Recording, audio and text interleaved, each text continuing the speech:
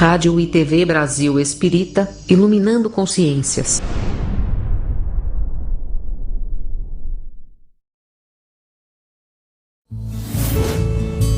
A rádio e a TV Brasil Espírita apresentam o Espiritismo na Arte.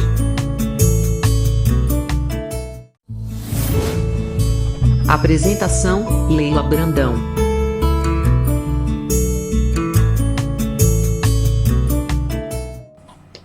Olá, amigos queridos da Rádio e TV Brasil Espírita de Alagoas.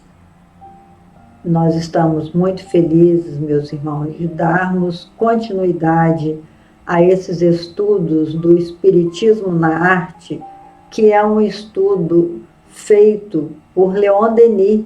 Leon Denis, preocupado com o nível de arte que estávamos praticando na Terra, claro, ele foi inspirado pelo espírito Esteta, seu mentor, um dos mentores para esse trabalho, um dos seus mentores, porque sabemos que Joana d'Arc é a grande parceira de Denis em todo o seu trabalho, e também o espírito de Massenet, Gilles Massenet, que foi um teatrólogo, digamos assim. Ele foi compositor de ópera francesa, né, um dos mais conhecidos da ópera francesa. E o objetivo desse trabalho é convidar você que gosta de arte, de produzir a arte transcendental através desse contato com a dimensão espiritual. Porque o Espiritismo, ele traz esses 5 princípios básicos, né? O primeiro princípio é a certeza no nosso Criador. O segundo princípio é a imortalidade da nossa alma. O terceiro princípio é a possibilidade de refazer os nossos equívocos através de uma nova existência ou a reencarnação, né? O quarto princípio é o princípio da comunicabilidade entre nós, seres hominais. Nós podemos entrar em contato, receber informações da dimensão espiritual. Nós estamos todos interconectados, porque hoje nós sabemos que tudo é energia, tudo é vibração, como nós falamos na semana passada, que somos feitos da mesma matéria dos sonhos, como disse Shakespeare, né? Porque metade da nossa alma, diz Denis, nos pertence, e a outra metade pertence ao universo, no momento que sabemos que o nosso corpo espiritual é retirado do fluido cósmico universal. Então, toda a matéria que temos em nosso corpo é também a matéria universal, não só desse corpo físico, mas principalmente do nosso corpo espiritual. E hoje nós estamos completando já o nosso 20º encontro desse ano. O ano passado nós fizemos 20 ensaios a respeito dessa arte transcendental e dos ensinamentos do livro Espiritismo na Arte. Agora estamos fazendo uma sequência de livros inspiradores. E na semana passada a gente viu o conto Diante da Lei, de Kafka, um conto fantástico em que ele fala dos portais da lei, né? Que existem muitos portais. E eu citei também que esse Mário Figelli, ele é um escritor atual, né? A FEB produziu um livro dele, onde ele fala da quantidade de portais na dimensão espiritual. Nós vamos estudar esse livro e vamos discutir com vocês também. Mas a semana passada a gente viu os estudos do Dr. Robert Sylvester de Rope. É um escritor, né, americano, onde ele fala dos 5 níveis de consciência. Então, nós relembramos os 5 níveis de consciência. O primeiro nível de consciência, o sono com sonhos. Depois, o sono sem sonhos. O segundo nível de consciência, o sono com sonhos. O terceiro nível de consciência, o sonho acordado. O quarto nível de consciência, a transcendência do eu. E o quinto nível, a consciência cósmica, onde a gente lembra que Jesus falou: eu e meu Pai somos um. Então, que nós tenhamos essa consciência de estarmos todos interligados, que é o nível de consciência maior quando nós nos sentimos conectados com todo o universo, conforme Denis poeticamente falou, que a metade da nossa alma pertence ao universo, somos feitos da matéria, né, de tudo que existe no universo, compõe não só o nosso corpo físico, que o corpo espiritual absorve os elementos materiais do corpo físico, mas também de todo o universo. Por isso, metade da nossa alma nos pertence e a outra metade pertence ao universo. E hoje nós vamos falar, esqueci do quinto princípio básico da doutrina espírita, que é a pluralidade dos mundos habitados. Quais são as muitas moradas a que se referia Jesus? Denis também fala dessas moradas na dimensão espiritual, não só nessa dimensão que nos rodeia, mas nesses muitos portais que nós podemos adentrar para diferentes dimensões habitadas, né? Assim, olha que coisa linda que o Espiritismo traz para a gente, né? Então, nesses 5 princípios básicos, a certeza em Deus, a certeza na imortalidade da alma, a certeza na pluralidade das existências, que é a reencarnação, a certeza na comunicabilidade entre as múltiplas dimensões da vida e a certeza na múltiplas moradas, muitas moradas na casa do Pai, né? Pluralidade dos mundos habitados. Hoje nós falaremos também de um livro muito interessante, que é A Lavoura Arcaica, de um escritor chamado Raduan Assar. Raduan Assar, só um minutinho, deixa eu tomar uma aguinha aqui. Garganta seca nessa friagem, né? Raduan Assar é um escritor brasileiro que recebeu o Prêmio Camões em 2016.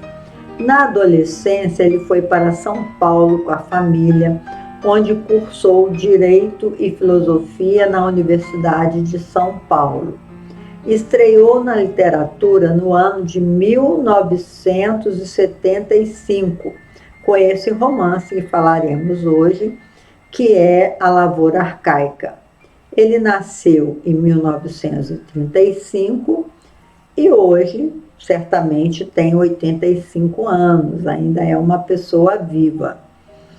O núcleo familiar em que se desencadeia a trama de Lavoura Arcaica é de imigrantes árabes do Líbano para o Brasil.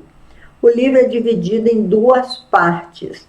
A primeira é a partida, quando ele sai de casa, e a segunda, quando ele retorna para a sua casa, né? Essa divisão corresponde à temática e inversão que Nassar faz da história bíblica do filho que deixa a casa e retorna, que é a parábola do filho pródigo.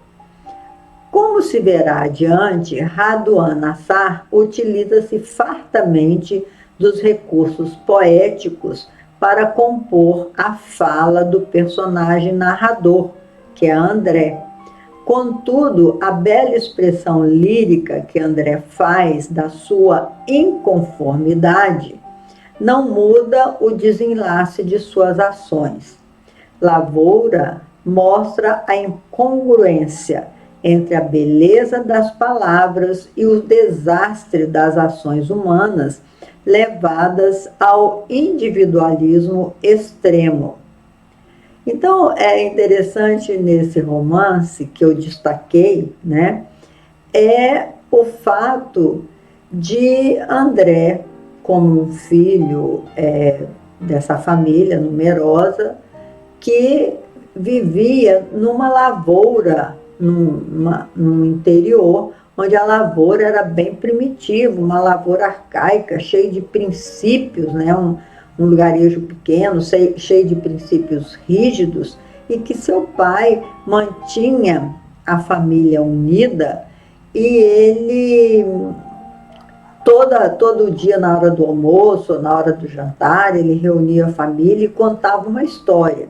Então, o que eu destaquei é que André, ele tinha um desejo que todo jovem tem de mudar a história, de não querer ser a continuidade dos seus pais. Raro é o jovem hoje que quer repetir a história dos pais. Eles querem sair, ganhar o mundo, criar a própria história, né? Ter a própria individualidade, o que na parapsicologia a gente chama a sobrevivência do ser único. Ninguém gosta de ser igual a ninguém. Cada ser humano é um único, um universo singular. É tão bonito isso, a diversidade humana, meus irmãos, que quando você olha, eu, por exemplo, tive 3 filhos apenas. Poderia ter tido mais, mas acontece que eu já era de família numerosa e meu marido também. Então nós desejamos parar no 3º.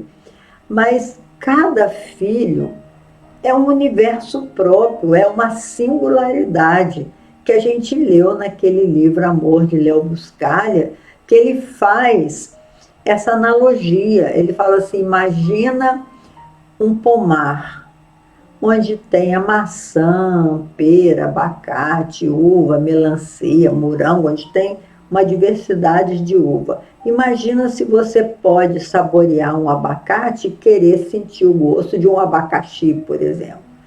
São sabores diferentes. Assim, cada ser humano é único, tem a sua própria coloração, o seu próprio brilho, o seu próprio sabor. Então, André, ele queria sair de casa, como todo jovem quer, ganhar o mundo, né? Por isso que a gente diz na educação, nós temos que dar raízes e asas, deixar os filhos voarem, porque cada filho é uma individualidade, é um universo em si mesmo. E André fugiu de casa, como seu pai não concordava que ele saísse, ele fugiu de casa e desestruturou toda a lavoura.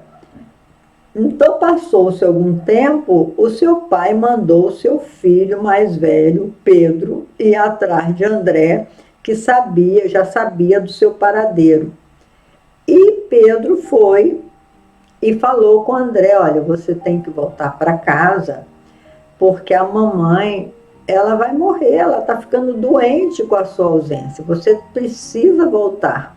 E Pedro fugiu por várias razões, não só para ganhar a vida, porque ele também sentia um amor muito grande pela sua irmã, chamada Ana, que tinha uma sensualidade enorme, e ele naquela fase do jovem, que os hormônios estão pululando, ele tinha um desejo enorme pela própria irmã, então ele se sentia péssimo e fugiu.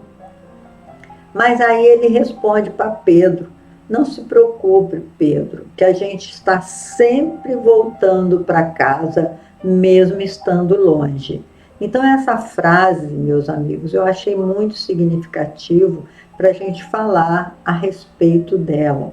Nós estamos sempre voltando para casa.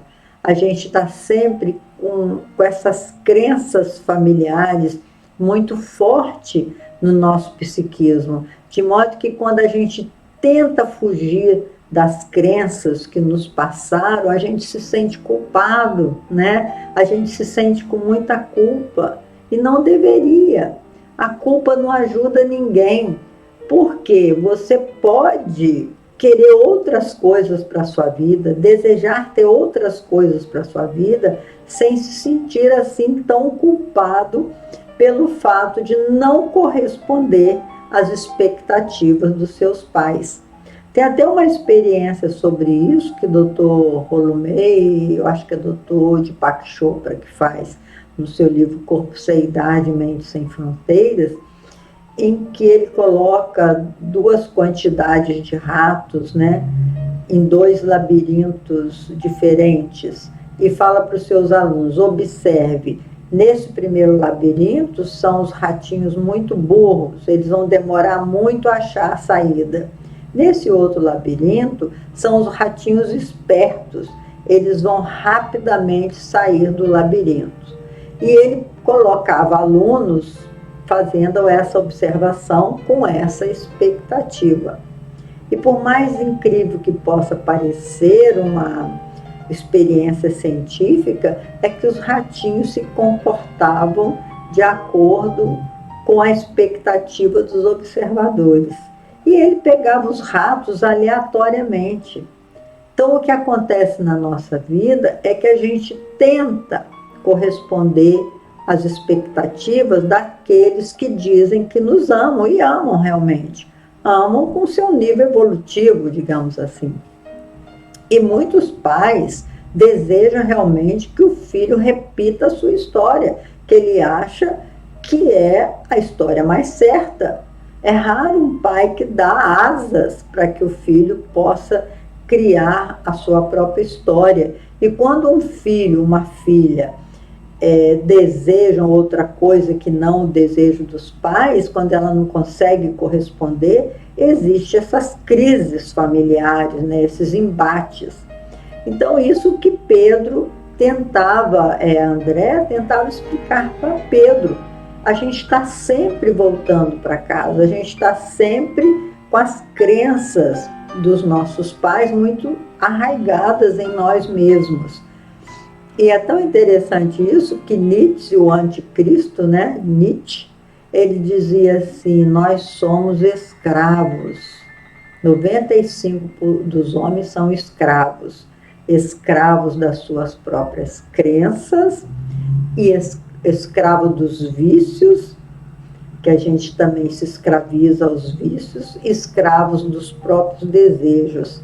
E a gente, quando tenta se libertar, muitas vezes nem consegue, mas a gente tem que tirar esse homem velho, como disse Paulo de Tarso, né? Paulo de Tarso foi um que deu exemplo que é possível dar uma guinada na vida e reformular as próprias crenças. E isso que eu identifiquei muito bom no livro de Radwan Nassar.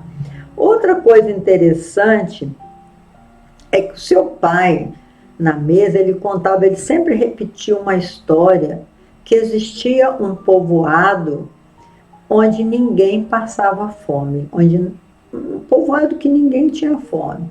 Então, um belo dia, chegou naquele povoado, é uma história metafórica também mais linda da gente falar. Chegou naquele povoado um homem que estava com muita fome. Ele disse assim, ele chegou, tinha lá o jardineiro do rei, né? Era um lugar onde existia um rei, e aí ele viu lá o jardineiro do rei, o castelo do rei, e falou assim: será que você me conseguia um prato de comida? Ele falou assim: meu amigo, você está com fome?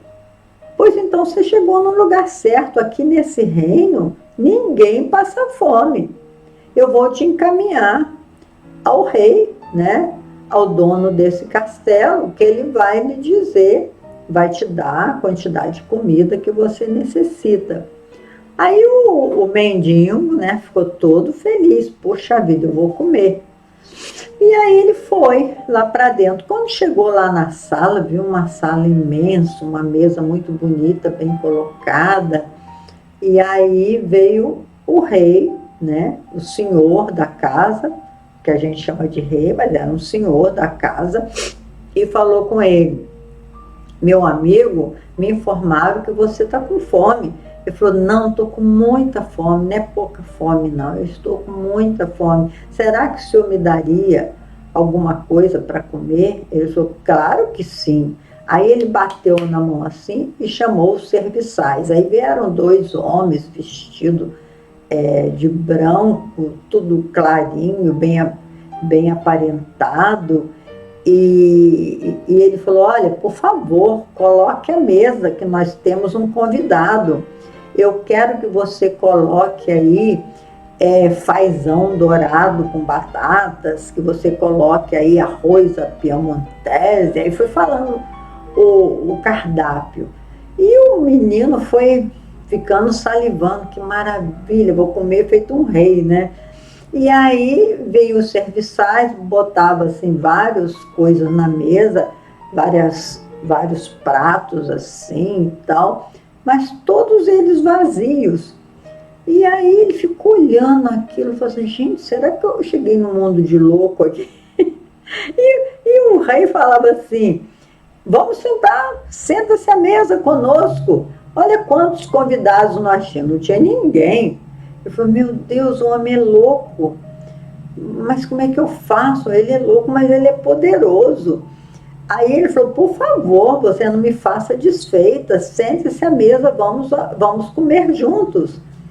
E aí ele simulava que estava comendo, botava na boca, mastigava, falava, que delícia, que delícia. E o pobre coitado do mendigo ficou olhando aquilo, falou assim, meu Deus, o que eu faço aqui? Não estou vendo nada aqui na mesa. E aí ele tentava imitar o rei, porque estava com medo de mandar prender ele, enforcar alguma coisa, dele chamar o rei de louco, né? Aí ele ficou ali naquela tragédia dele, ele morrendo de fome, e o rei falando, nossa, que delícia que está esse risoto, nossa, que maravilha que está esse fazão, você está gostando do alimento? E ele falava assim, senhor, estou gostando muito, muito obrigado, eu já estou até querendo ir embora, eu estou muito agradecido pela comida, ele ficou morrendo de medo.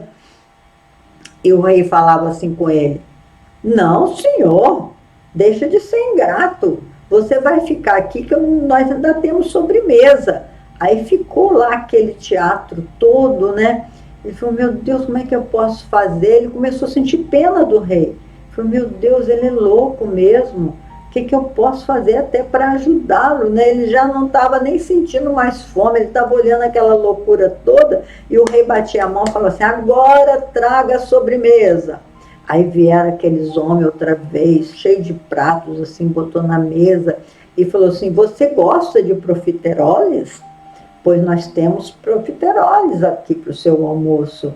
Temos também mamão papaya, temos também outras frutas que você pode escolher qual delas você quer comer.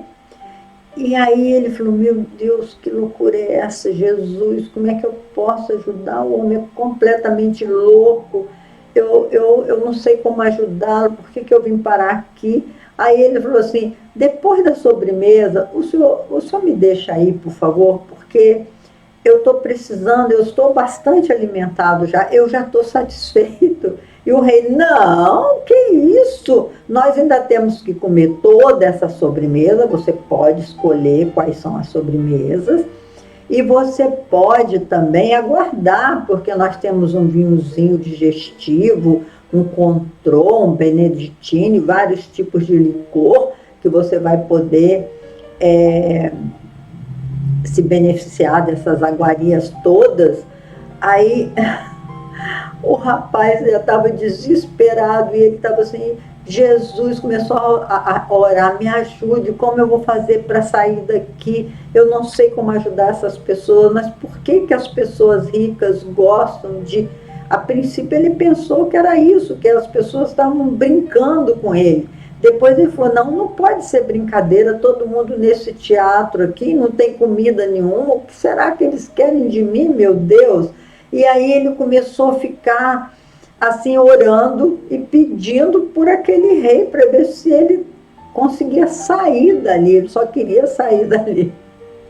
Aí depois disso tudo, O rei deu uma boa de uma risada e falou assim: meu amigo, você passou no teste.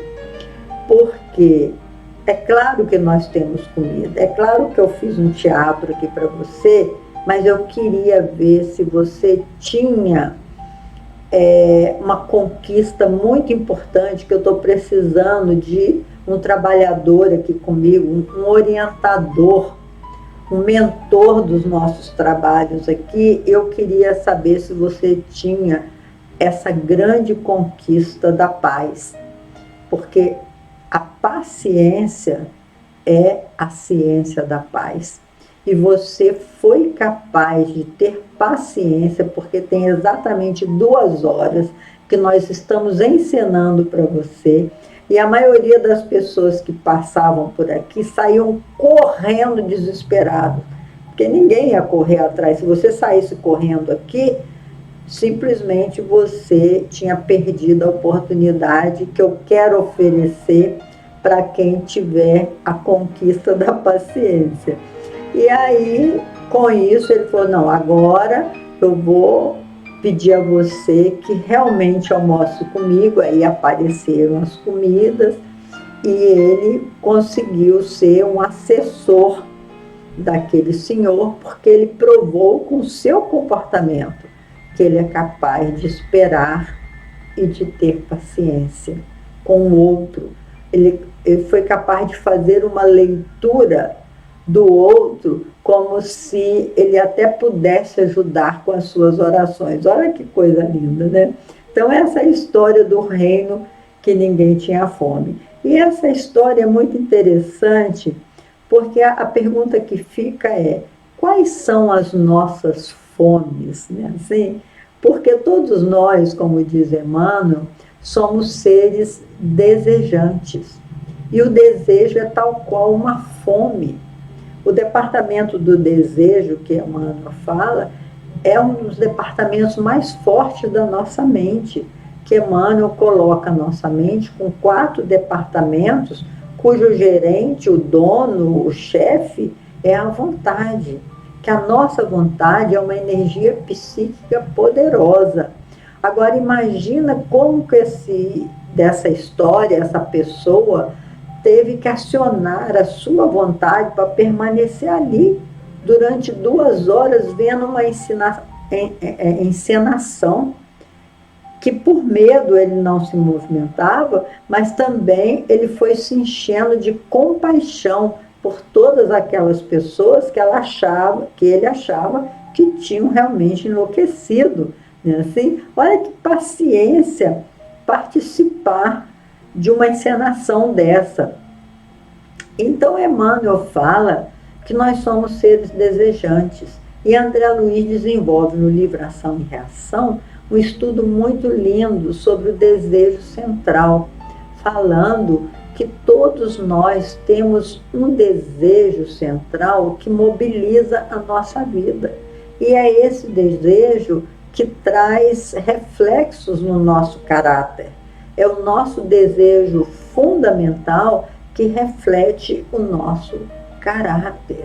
Então, por exemplo, André Luiz fala que as pessoas desequilibradas, o desejo central dela, o que reflete no seu caráter, é a irritabilidade. Então, a pessoa fica irritada à toa, fica com raiva à toa, fica de mal com a vida. Isso é o seu desejo que norteia a sua vida, é não saber para onde vai, não saber o que quer. Então, a pessoa está sempre de mal com a vida, sempre querendo ver o pior em cada pessoa, o pior de todos os acontecimentos, né? Ele quer sempre destacar o pior. É o que na casa espírita a gente chama dos atordoantes, né? Que tem pessoas que vão para nos ajudar, são os atuantes.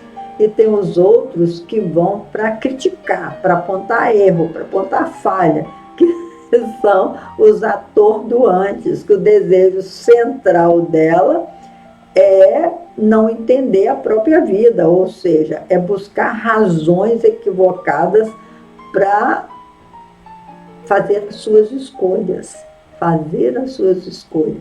Então a pergunta é: você tem fome de quê?